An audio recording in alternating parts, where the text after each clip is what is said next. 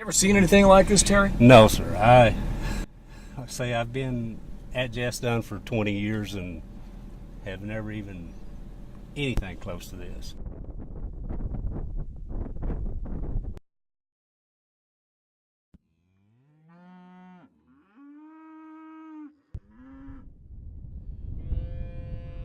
We had cattle there where that building's at Tuesday night, and our intention was to keep that herd of cows there all summer, just rotate them back and forth.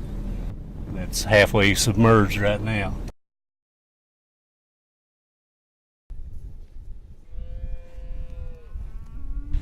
Calves had to do a little bit of swimming to get to the other side. Saved them all. But we got them all.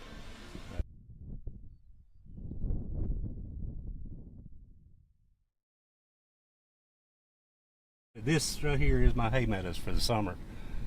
And so now I don't even know if we can get enough hay for our own cattle, let alone have enough for carryover or help somebody else out. So it's going to be costly for us.